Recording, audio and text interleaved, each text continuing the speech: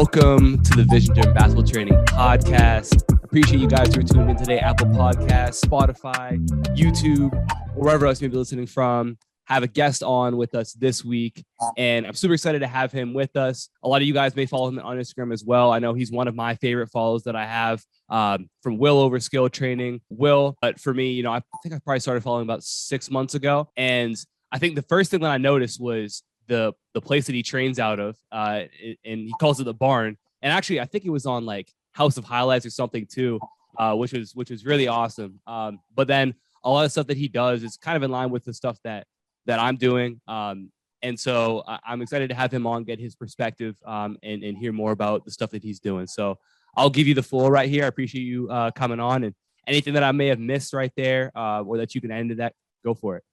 Oh yeah, thanks, Ethan. That it's a pleasure to be on here.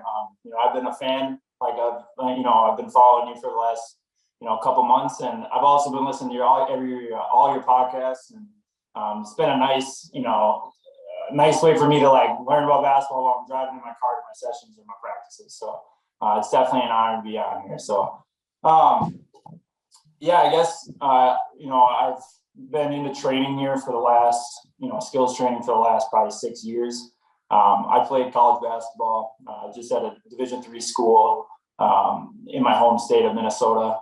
And I got to experience, what D3 basketball is about, and, had a good career. And I felt like, I played well in a really good conference. The MIAC is the conference that I played in. And usually we have top 10 teams in the nation every year.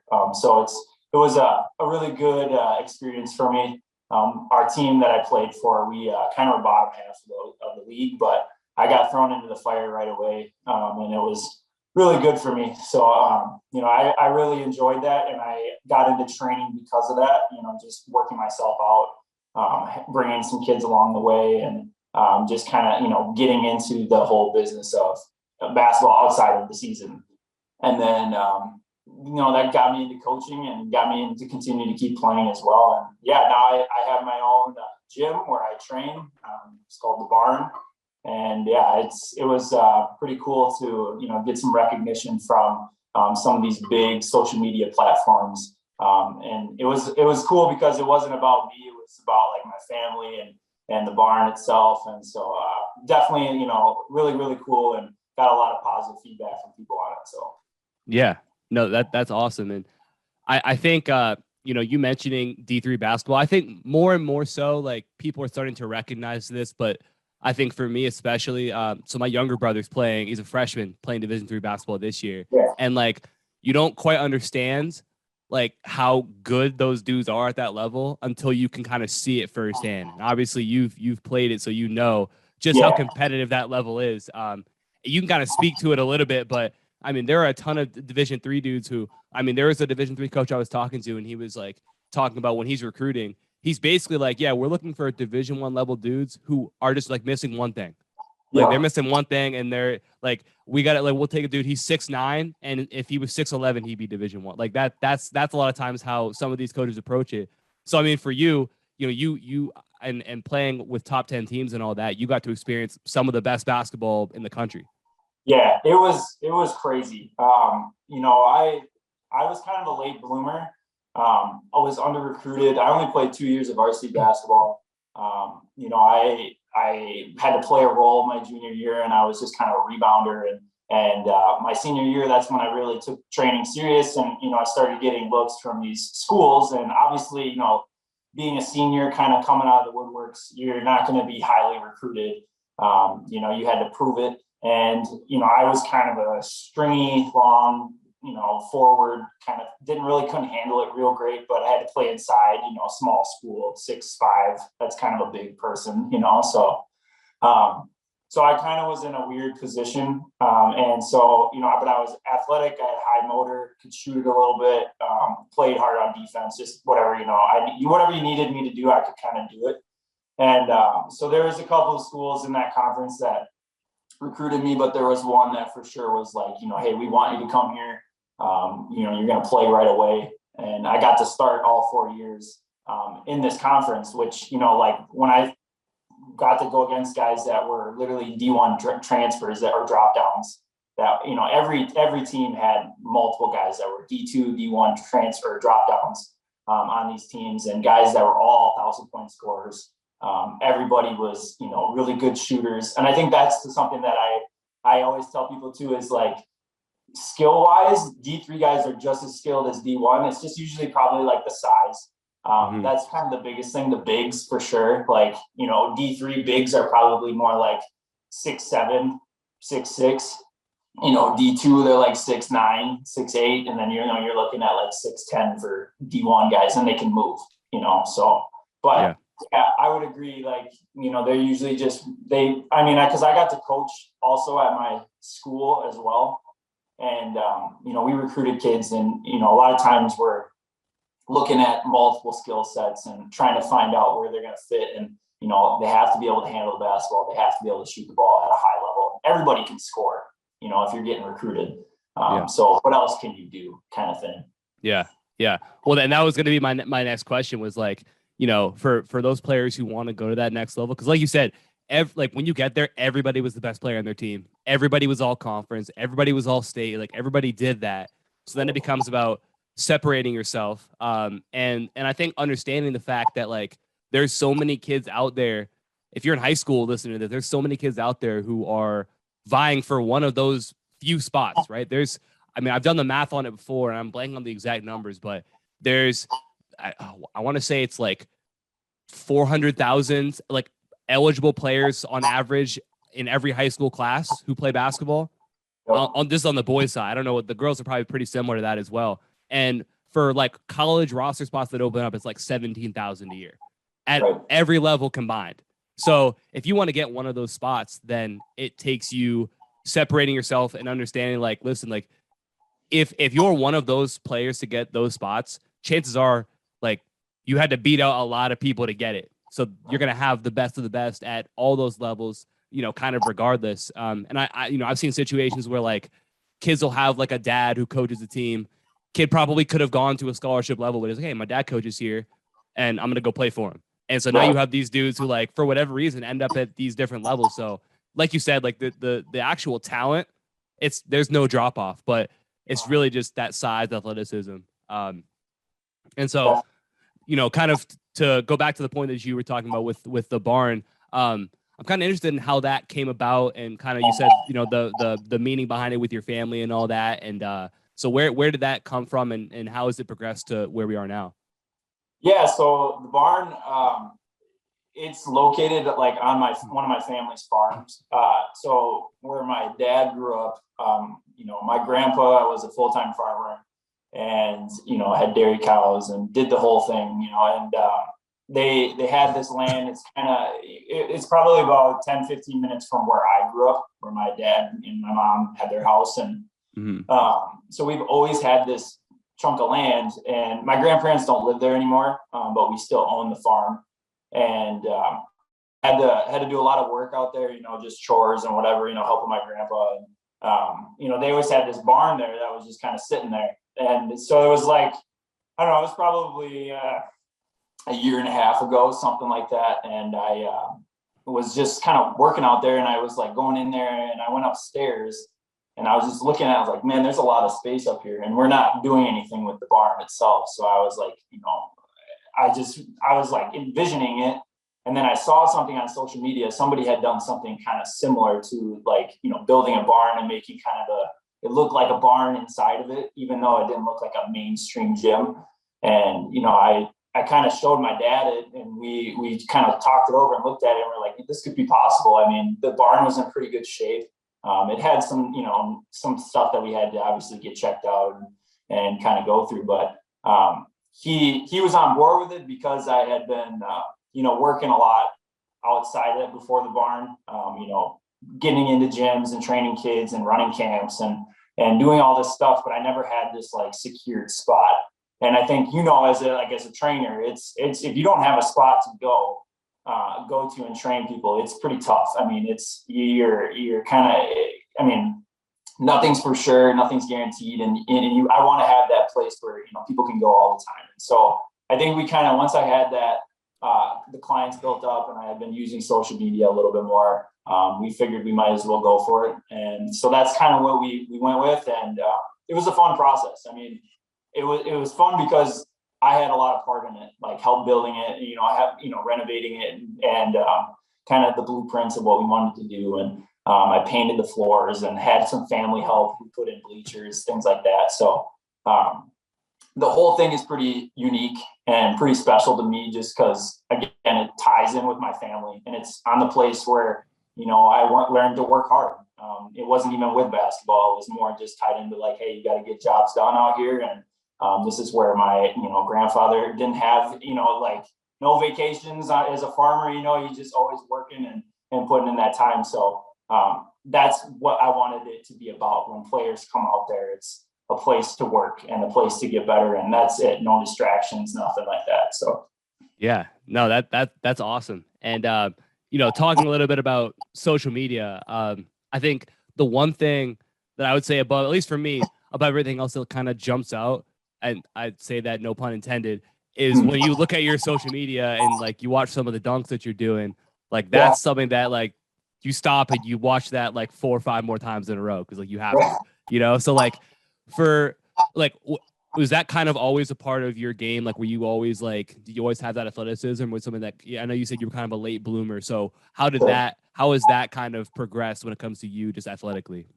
I think I was always fairly athletic, but I mean, I'm not like these kids these days where they're literally dunking in like 7th grade. I wasn't doing that. I was like any other high school kid, that was coming up that, I could get up there, but it was, I think it started though when I was a kid. I just was obsessed with like big plays in sports, hitting home run or making the one-handed catch or dunking the basketball. Like that's all I was like cared about.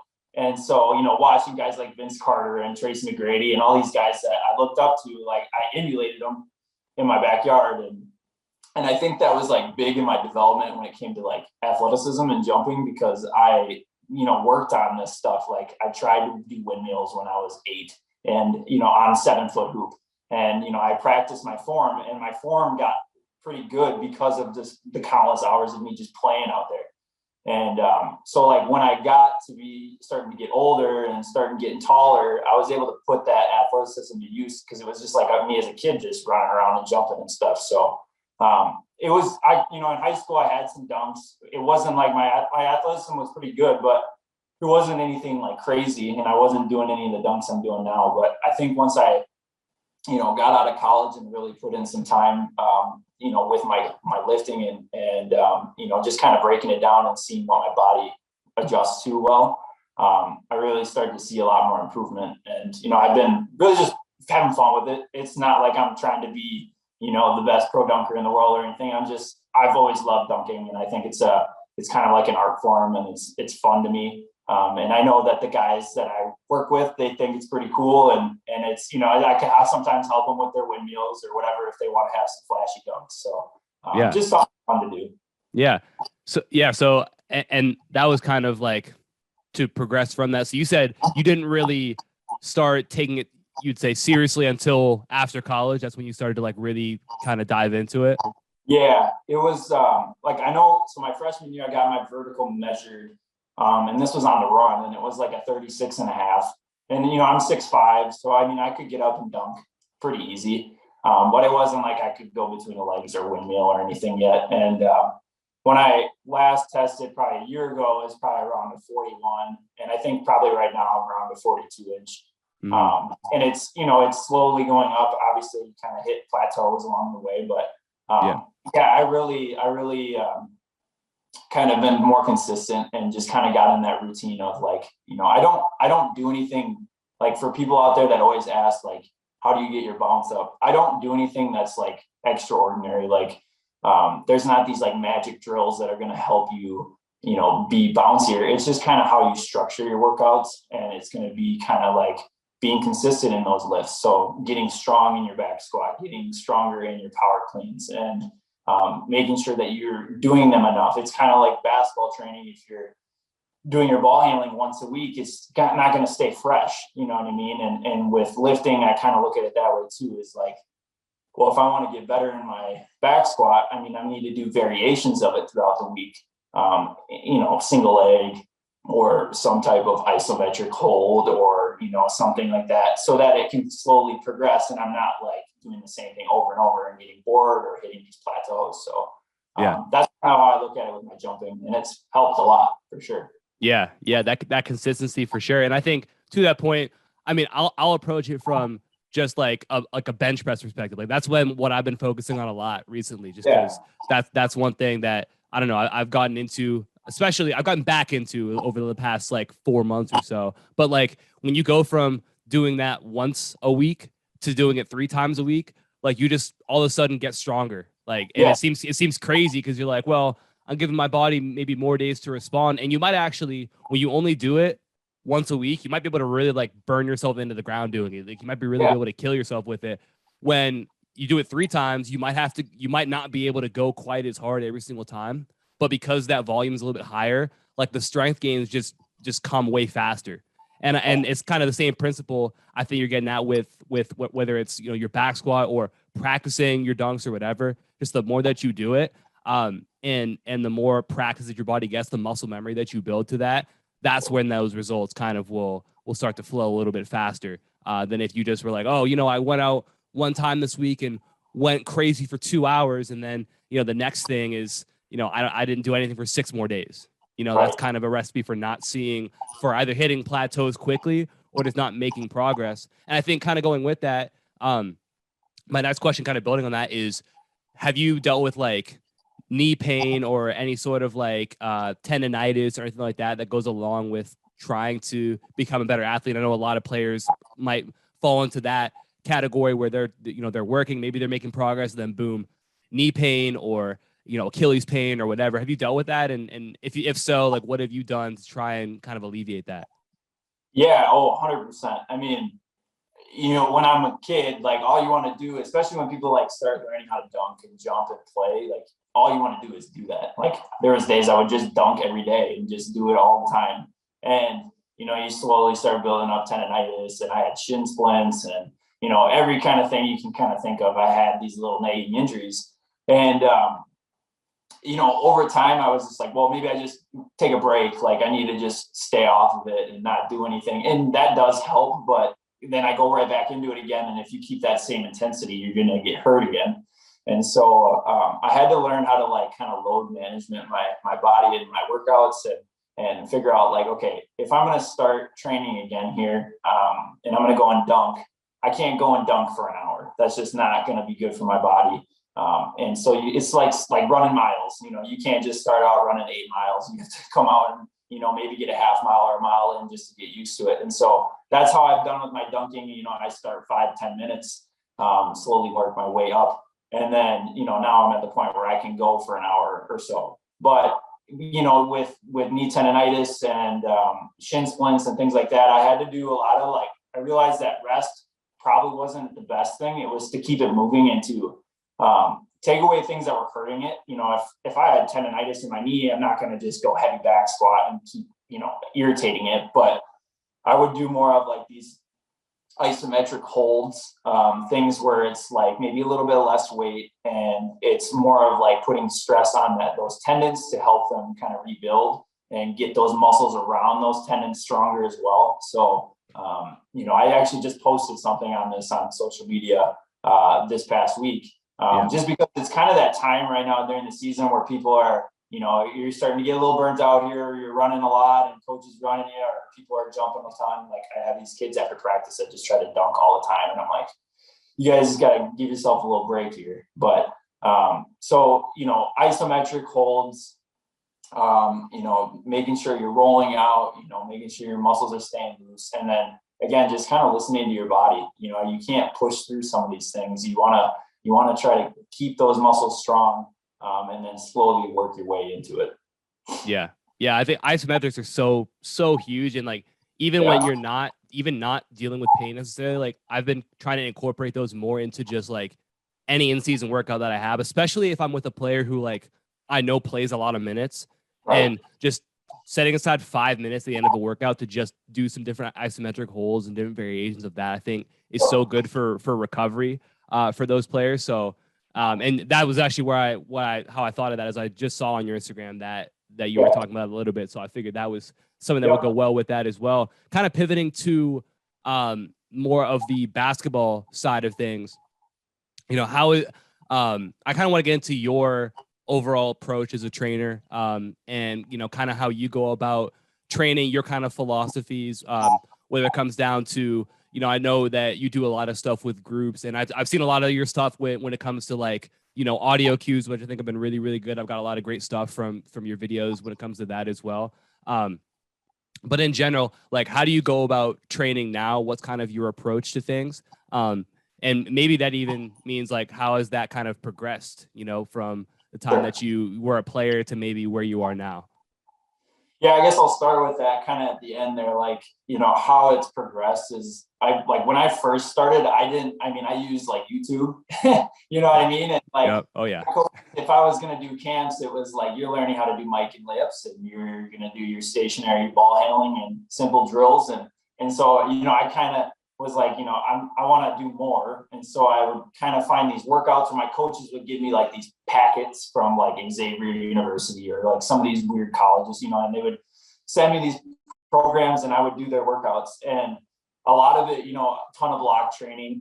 You know, it was probably good for me right away. Like you said, like you talk about it a lot too on your podcast where, you know, people are like, oh, block training is terrible. Like, you don't need to be doing it. And I do think that you need to have it in your training. And I do think, like, for me, when I first started, any reps for me was just good. Like, I needed to get good at my footwork, and I needed to, you know, train that way. And I did that with my players too. Like, hey, let's just rep this stuff out and be good at it. And but a lot of times it was like overdone, and, you know, you're not training for these imperfections that happen in the game. And so, like, you know, we're running into issues when it comes to the game. Like, guys are shooting really well in practice, but they're not shooting well when they get into the game. So, you know, as I started, you know, seeing these guys like Coleman and Tyler and these guys start talking a little more about this, being a player, I was like looking back at my career and I'm like, yeah, I mean, if I wish I would have, you know, done some more of these like live things or had somebody to give me these cues to put me in these spots instead of just being like, all right, I'm going one drill pull-ups for 25 shots from here. Like, plus it just makes your workouts a lot more fun. You know what I mean? It's not, you're not just doing the same stuff over and over again. So, you know, it's slowly progressed to that. And I think that, but I also, again, like, I incorporate that block training as well. So when people come in with me, like, a lot of times I'm very much like, I like to communicate with them and talk to them, like, you know, what do we need to work on here? Whether I've seen them play or I haven't. And, you know, I usually tell them, let's pick a couple of things here that we want to improve on this off season with them individually. And then even if they're in there with their like groups, I'm still remembering that, and I know what they need to be getting better at. And I'm like, maybe one day I'm putting them in a situation where we're doing live drills and this guy needs to get better at his finishing, and I'm filming it. I use film a lot to, like, you know, again, show them, hey, here's, you missed it short. Most of your finishes here were kind of short on the backboard. We need to work on just finishing it up a little higher. And then the next time they come with me, we work on high touch finishes on class. And just kind of, you know, incorporate things that we see in our live play to our individual sessions. So I've been doing that more and using film. And I when I was in college, there were like two things never lie is film and numbers. So, you know, we record things as well.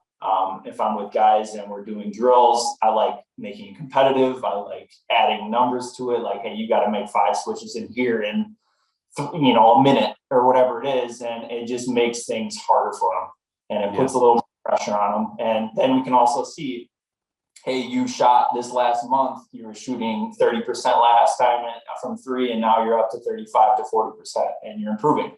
And, you know, that's the main goal. And like you said too, when we do a lot of this stuff, sometimes it's frustrating with guys when we're doing live play, because there'll be days where like, people will come to me and they're like, I'm sorry I had a bad practice today. And I'm like, you're okay. Like, don't worry about it. Like, I want you to fail. I want this to be hard.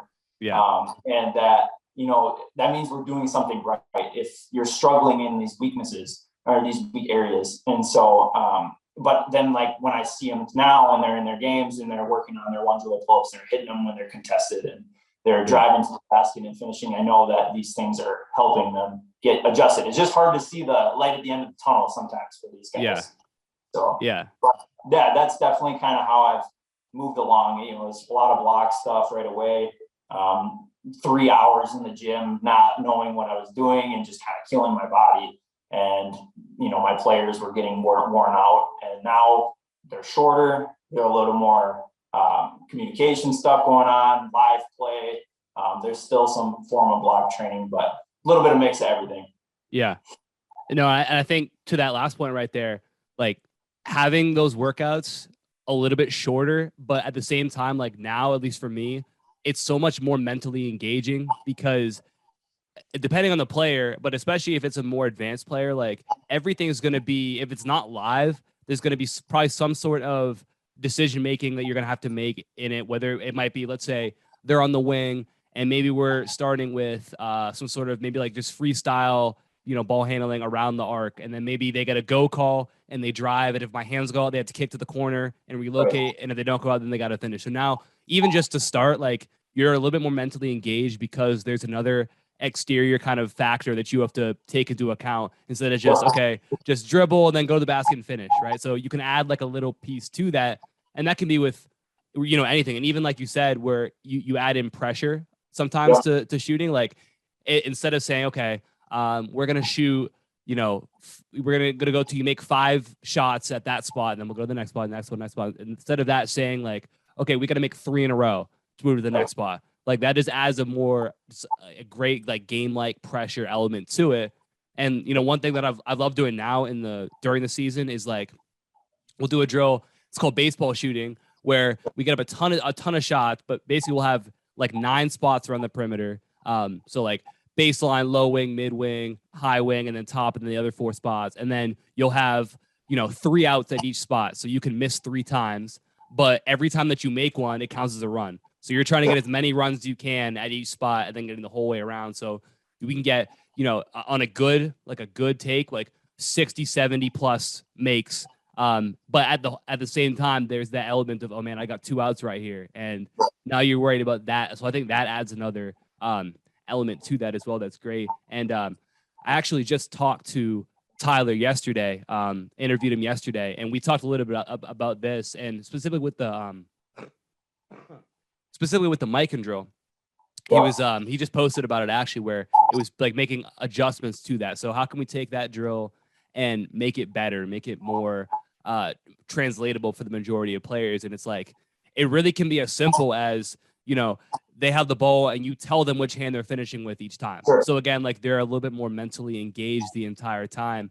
And then, you can add different angles of finishing, you can add different constraints and all that. And I think that's been the biggest thing for me, I think, is just like finding different ways to add in constraints. And even like you said, like if you're talking to a player and, they're telling you about they struggle with this, or you've access to their film, which is what I love to do. Cause like when I'm working with a player and like I have like any of their games from the year before, like I'll just like I'm kind of obsessed with like I'll watch it over and over until I like know everything. Like I'll reference a shot that they had game 12 of the year before, like as we're in a workout, just so they know, like, okay, if I put this constraint on you, or I'm telling you this whole time, like none of the points that you get driving left or driving right count. You only get points going left. And they're like, well, why is this? And I can like go back and like dig, and I can say, hey, remember against that team last year, the second quarter when you did that?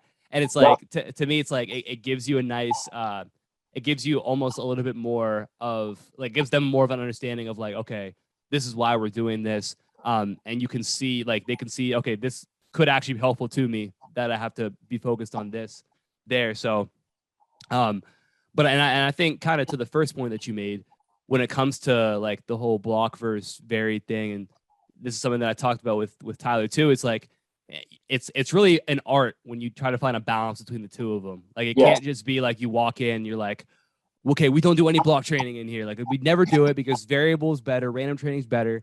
But you might have a kid, like you might have a 5th grader who comes in and is only played basketball for 6 months. And so if you just go in and try and, do all these crazy audio cues, like he's probably just going to like feel way overwhelmed and probably not make that progress. You want to have him like in that zone, like kind of where you mentioned, where it's not that you're going to succeed 100% of the time because that's too easy.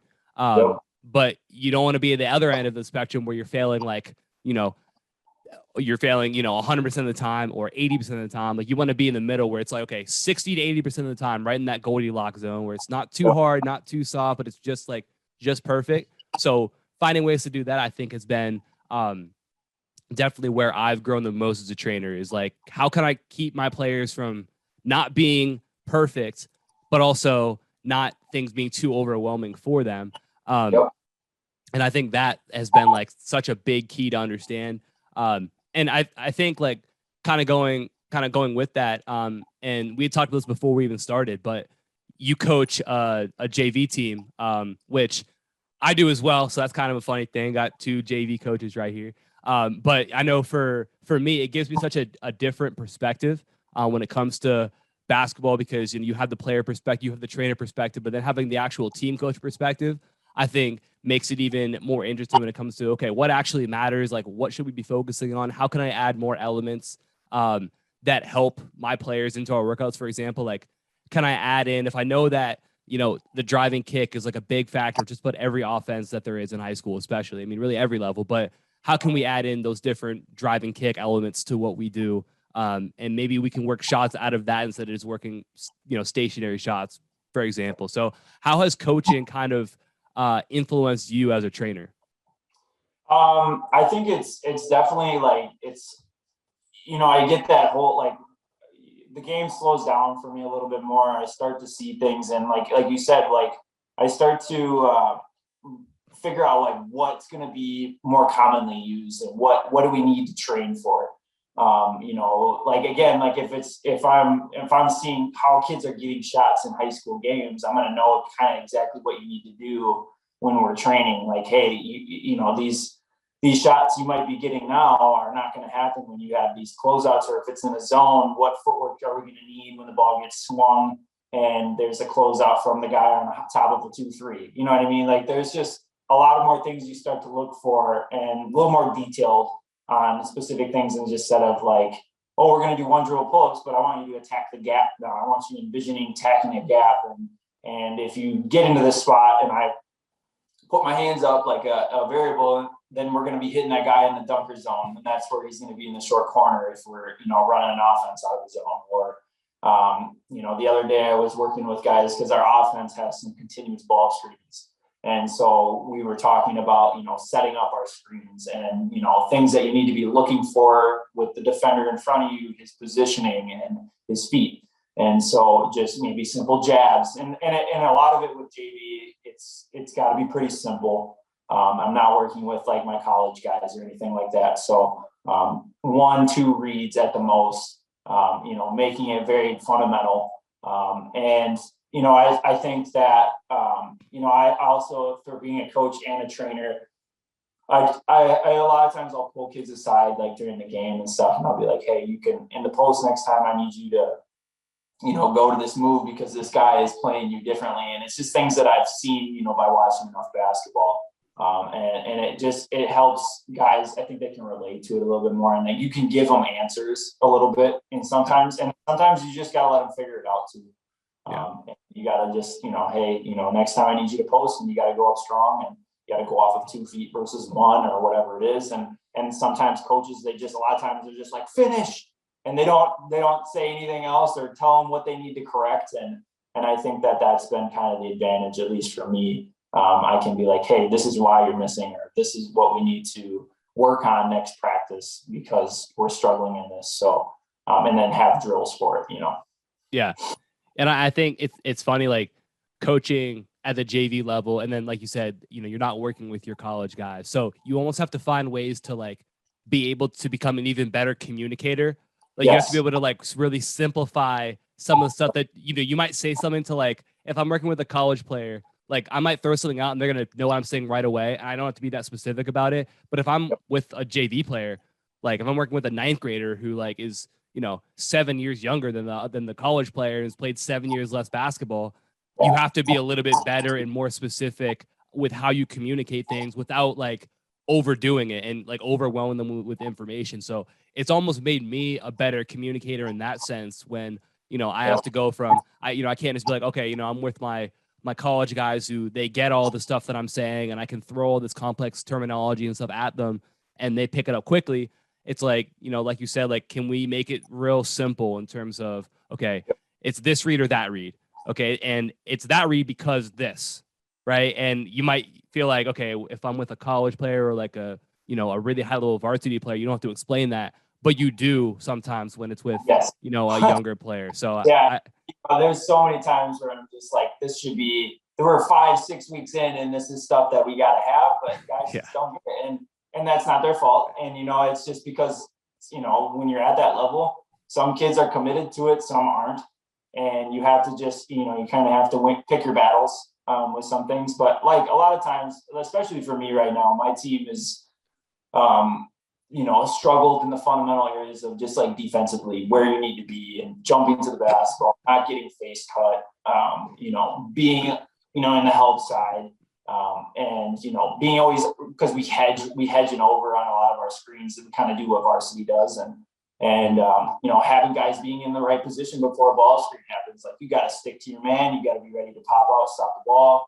We got to communicate, like, am I getting through? And like every time I always start practice, I'm like, guys, the one thing that we can always do when we come to practice is control what we can control. Like, communication is huge. Like, I'm going to talk to you and I'm going to give you feedback on things because that's my job and that's what I can control. I can talk and use my voice. You guys got to do the same by communicating when you're passing and saying names and drills, or, I got your help, or I'm, screen left, screen right, things like that. So we still struggle with it. It's a process in that kind of sense, but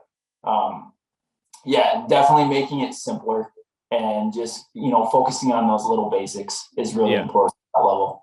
Yeah. JV, it's so interesting because of that. Like, it's for me, like, it's all about just having guys build good habits so that eventually, like, you can contribute at that varsity level. So, if we're running the same stuff as them, like for us, we run a ton of pin downs. Like, that's like the biggest part of our offense. So whether it's pass and then, set a pin down, or it could be high post entry and then like a pinch post look with a pin down, like just getting guys used to like, okay, if I'm coming off of a pin down and my defender's trailing me, what's my read right here?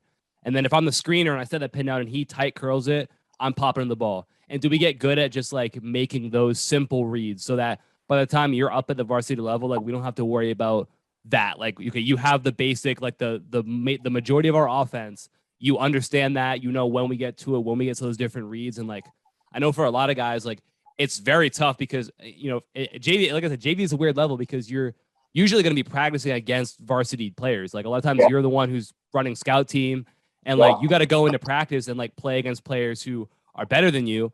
And like, it's tough, but it just requires you to build those good habits and kind of, pay your dues because everyone had to do it, and then eventually it's your turn. But that's one thing that like I get DMs all the time from players just like who are like JV players and like they want to be varsity players or whatever, and like for whatever reason it's just not the case right now. And like my biggest thing is like just focus on like being in learning mode. Like, learn as much as you can right now and like get as good as you can at the basics, at the foundations, and like the things that you need to understand to be at the varsity level. Like, you should be getting better at those every single day if you want to get to that next point. Even if you're not there right now or there's guys ahead of you, like you have to understand, like, you can't just have that short-term view of like, oh, I'm a JV player right now, so I'm just worried about this. Well, if your goal is to be, okay, I want to be a varsity player, well, what abilities, what understanding do you have to get to that point? I think that's big to understand. And like, it's, I guess for me as a coach, it's like, you have to keep guys focused on that. Like, there's so many frustrating days you're going to have, but it's like, can you get past that and just worry about, like you said, what do you control? Like, I walk into practice every day and I can control making the right read coming off of a pin down. I can do that. I can control being in help when I'm supposed to be. I can do those sort of things. And if you do that, like, you're going to get to where you need to get to. I always tell kids, like, especially we have, like, for us, we have some kids that are like on that border of like, could be playing varsity, could be playing JV, or, if they were out there, they wouldn't get the minutes that they need. And so I'm like, this is your time for development. And I'm like, you get to play a different role maybe here and get to work on something that you're struggling on. and we can work through that. Like, you're going to get more reps in these situations. And I always tell guys too, I'm like, I'm not in this for the wins and the losses. Like you said, it's more for getting you prepared for that level that you need to be when it counts and when it matters, with the varsity. So it's a fun experience. I really enjoy it because they're like, you can mold them into these players and get them prepared for what to expect. And you kind of know, because a lot of times they're practicing against those varsity guys and they struggle a little bit.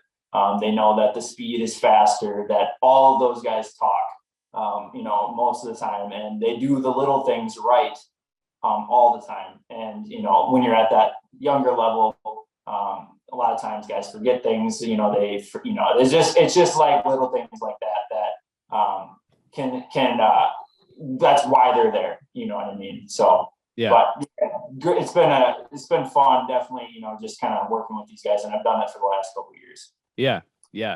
No, so kind of the last thing that I wanted to talk about, and this is, I sent you this, but we can kind of take this wherever you kind of wanted to go with it. This can be, for players or trainers or both or whatever. But basically just like a couple lessons that you've learned as a trainer, or anything that you anything that you feel is important to bring up. And again, like I said, that could be for trainers, or if you have anything for players as well, like you can kind of take that where you want to take it, but really just kind of lessons in general, if you have anything like that.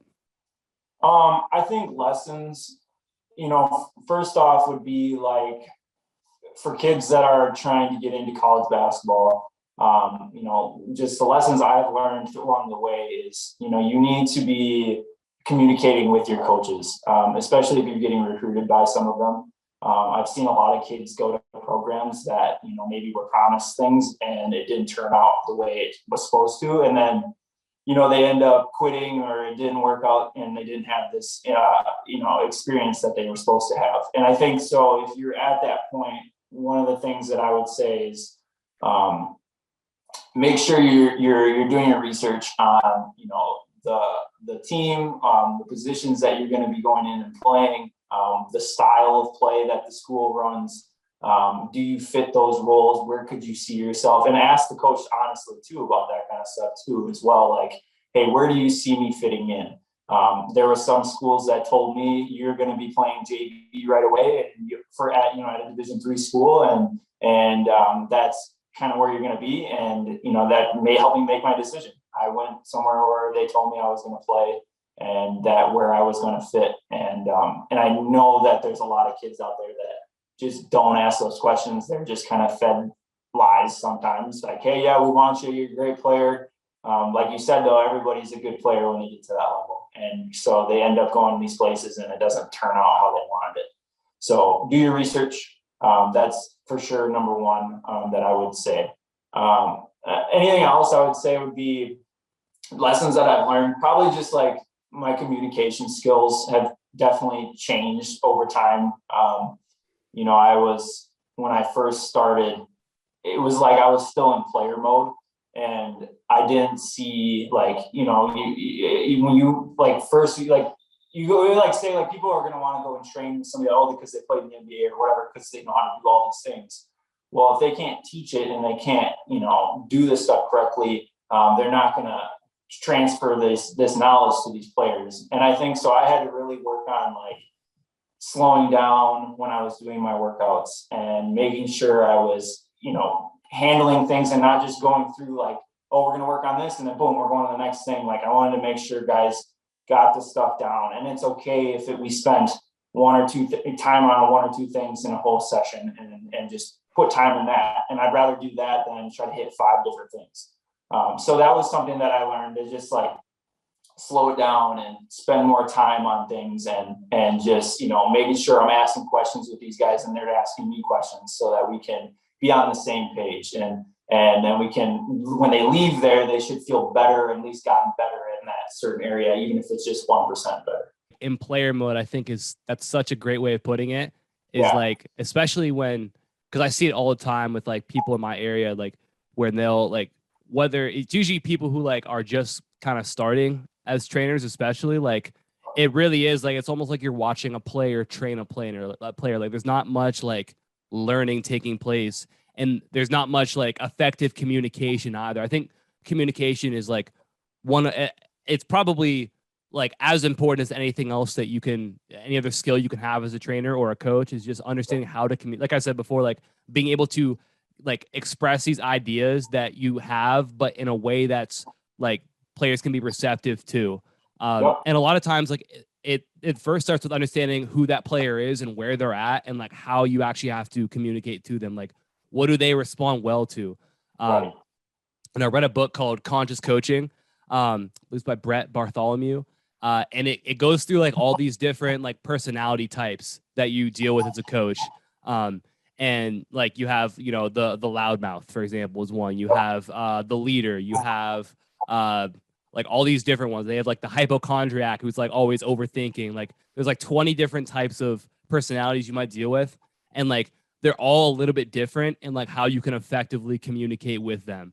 And so that like kind of opens my eyes to like, wow, like you can't go out and just like communicate with everybody the same, or have like a blanket way that you do things, because everybody's different. So if you communicate the same way with 5 different players, you might have 1 or 2 of them who respond extremely well to it and, succeed and make all this progress. But then you might have 1 player who's, okay with it, but doesn't make as much progress as they could. And then you might have 2 players who like don't respond well at all to it and don't make any sort of progress with it. So I think part of being a good trainer or a coach is you have to know how can I get this kid to be receptive to the message that I'm trying to convey.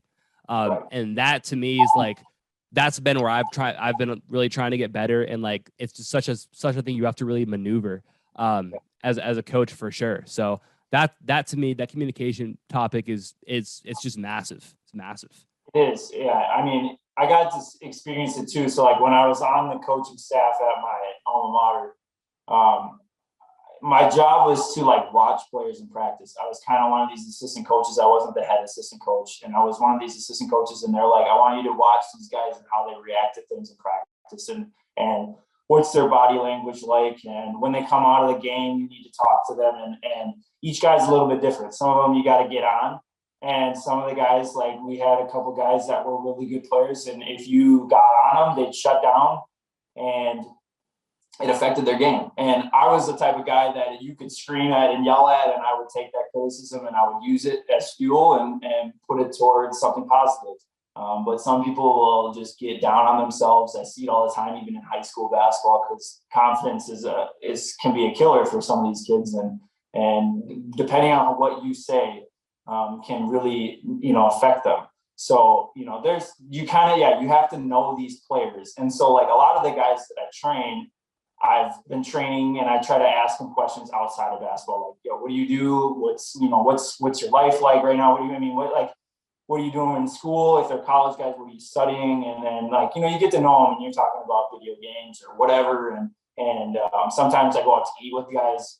We get lunch and we talk before we go and work out or after workouts. And, you just start developing these relationships, and then you kind of know like, okay, this guy can be kind of joking around sometimes, and you have to get on them a little bit to take it a little more serious. Some of these guys are just hard workers, and you just need to continue to just feed them and just kind of keep going with them. And some of them are really hard on themselves, and you don't have to say much either. Like, you just need to be like positive and just kind of keeping them on the right path and not letting them, get their head down, because it's just, it's like a mental battle with some of these guys that when you're training them. And, I'm always trying to get these, especially college guys, because when you get to college, you probably know too, and your brother probably knows, but what coaches can say is completely different than what high school coaches can say. I mean, they can mother F you and throw you out the building and say whatever they want, because mom and dad aren't there for you. And so you have to be mentally strong for that. And, obviously some of them don't do it correctly and they don't communicate correctly. Some of them are really good at it.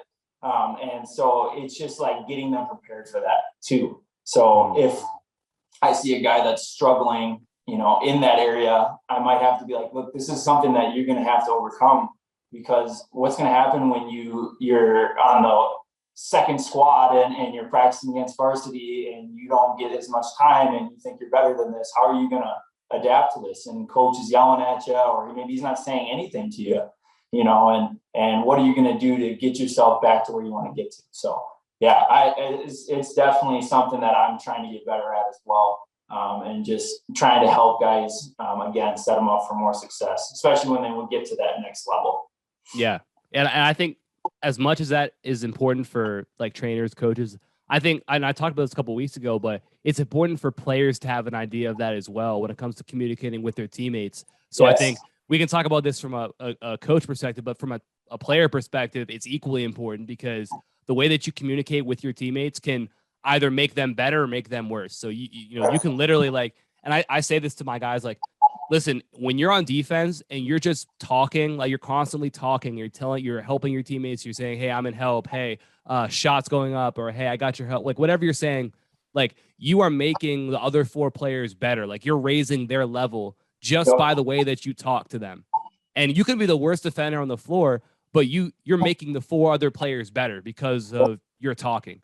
And it's the same thing when it comes to just how you communicate in general. Whether it be like, when your teammate misses a shot, like, do you pick them up? Do you see them like starting to get down on themselves? You immediately squash that and then get them up. The video that I posted on Instagram a couple weeks ago was of Jalen Hands back in college. I forget who his big was, but he plays in the NBA now. I'm blanking on his name, but like he had that turnover against Oregon in overtime. And he had his head down after, and Jalen Hands goes and just picks his head up at that point. And like that, like that's what I mean by that. It's like, how quickly can you pick up your teammates when they need it? Because at that point, UCLA was down, and they ended up winning that game. And I think that's like that to me is a part of it. When you have a guy on your team who inspires confidence and belief in everybody around them, like you just make everybody better. And I think and you can speak to this too as somebody who was on staff at a college, like when you see a kid like that, like that's something that is really hard to pass up. If you're out watching a high school kid and you see like, hey, this kid like controls everything on the floor. When he's got teammates who are upset, like he goes and he fixes the situation, and he's making sure that guys are good. And so we know if we bring him into our program, like he's going to make everybody, whether or not he's the best player on the team, he's going to make everybody else on the team better because of how he goes about doing things. Right. Yeah, you're right on that. I mean, there's so many things that people do well when they get into that college level. What are these other things that players can be doing? And it's 100% like, your leadership roles and how you go about it. Some guys they lead by action and they just do things on the court that are really important. And I think, the whole, like how you talk to guys too, like you said, like the tone. I've talked to that about guys with them before. They're always like, come on, take care of the ball, and these kind of things in games. And I'm like, you gotta word things differently to guys, because some things when they come off the bench, they don't want to hear that. You'd be like, hey, you're good. Next time, just look for me on the corner or something like that, or just pivot and rotate and then throw that pass opposite. And the guys that can do that, again, it just keeps teams together. It's like glue, and it really does make a difference for sure. And I think that's what coaches also try to check out, at least at that college level, is when they talk to guys, they can kind of figure out what type of player they are just by talking to them a little bit. Even going to games, are they communicating with their players? Are they loud and vocal? Are they doing all these other little things like, helping a guy up right away? That was something in college they were always looking at, like, dude takes a charge. Well, who's the first one to go and help him up? You know what I mean? Or who's the first one to go and dive for that loose ball and, and go and get it, or whatever it is, like these little extra effort plays or little things that are unnoticed. But I look at that stuff because that was my job in practice to see that kind of thing. So, and I always tell those guys that too, like, I see all this other little things like your body language and how you're talking to each other, and that makes a difference. And that's going to help, good teams go to great teams. Yeah. Yeah.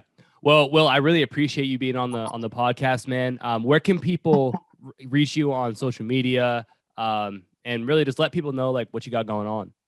Yeah, you guys can follow me on Will Over Skill Training at Instagram. I'll be posting on there probably once or twice a week, whether it's, your vertical stuff that you need help with, whether it's your bounce, or just, daily drills or things that can help you guys keep improving in season, off season, things like that as well. And I really appreciate you having me on here too, Ethan. It's been a pleasure, and I really think that what you're doing is huge for the game and huge for coaches and trainers and players in general. So just an honor to be on here. Definitely, man. I appreciate that. And all your links for social media will be in the description of that as well. So everybody's watching right now, make sure you go check out his stuff. That's all going to be, like I said, linked below. If you guys are watching right now, I appreciate you. Apple Podcasts, Spotify, everybody's watching YouTube right now. Drop a like, subscribe if you're new. Leave a comment. Let me know something that you got from this episode, something that you want to see moving forward, whatever. Just leave a comment. Let me know. I'll talk to you guys soon. Peace.